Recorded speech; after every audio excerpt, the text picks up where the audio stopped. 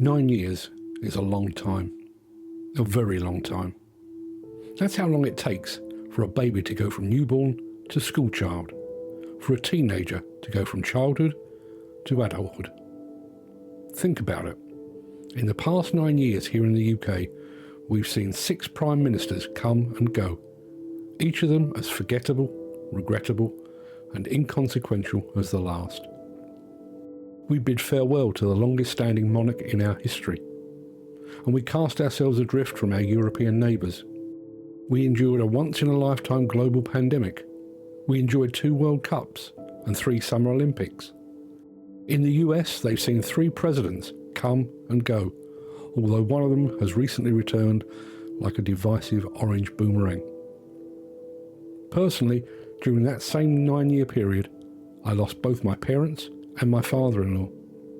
I had 3 near-death experiences, one from a burst appendix, one from sepsis, and another from my car being T-boned when I was driving to the JCB World Headquarters. I became a grandfather not once, not twice, but 3 times. 2 of my 4 children left the family home to start new lives of their own. I moved house twice, and my career took a sharp left turn when I left the familiar surroundings of print journalism to embrace daily live streaming and video production. 9 years, 108 months, 468 weeks, 3,288 days. So much has changed, and yet one thing remains the same. 9 years on, and we still don't know how or why 4 demolition workers went to work at the Didcot A Power Station and perished. Those 4 men walked onto that site that terrible day, and for them, their families, time stopped. Their futures were stolen. Over the course of 9 years, I've been orphaned, I've become a grandfather 3 times, and I very nearly died. What could Mick Collins, Ken Cresswell, Christopher Huxtable and John Shaw have experienced? What could they have accomplished? What could they have seen, heard, enjoyed, contributed or shared? What wisdom and experience could they have imparted? We'll never know. All of that was taken from them and from their loved ones in an instant. Their names are spoken now only in sorrow. Their memories kept alive by families still waiting for answers that may never come.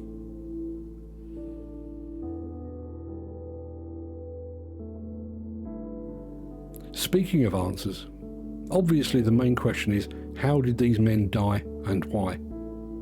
It's only when we have answers to those 2 questions that the families might be allowed to move on, and the demolition industry can extract whatever lessons are required to ensure that we never go through this again.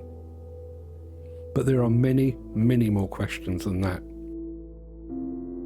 How did Theresa May, Amber Rudd, Sajid Javid, Priti Patel, Suella Braverman, Grant Shapps and James Cleverly keep their jobs as Home Secretary while allowing this investigation to fester?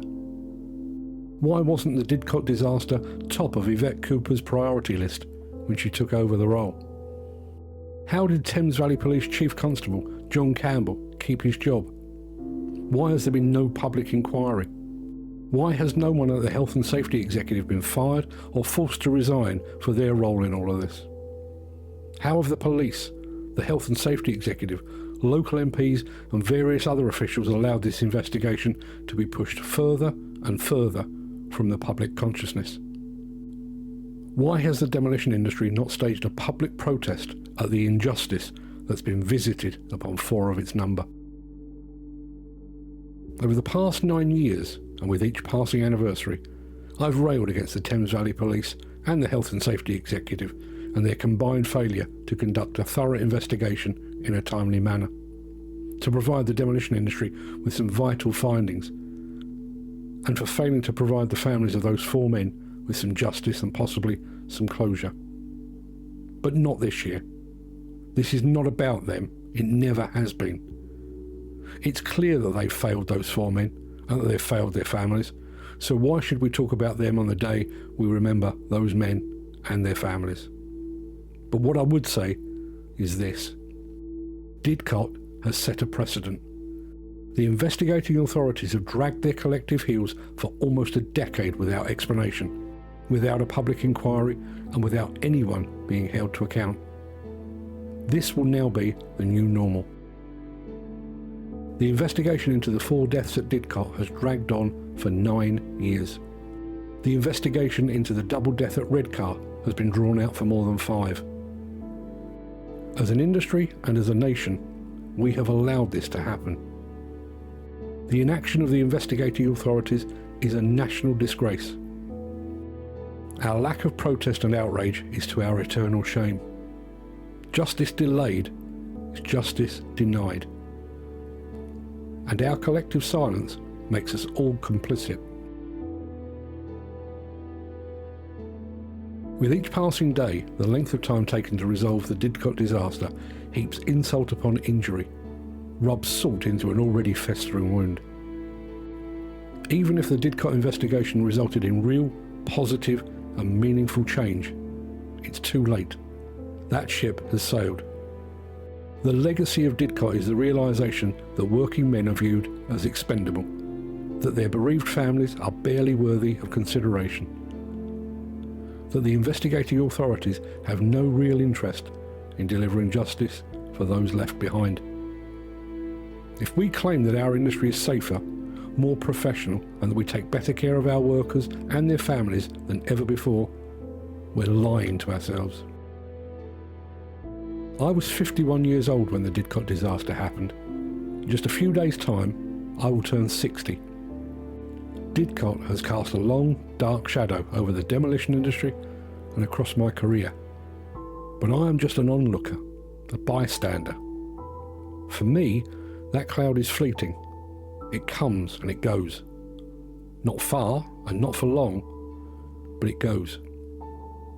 For the families of those 4 men that lost their lives that day, that shadow is ever present. It must be suffocating, its weight unbearable. For them, Didcot is not a coat they wear once a year. They are reminded constantly.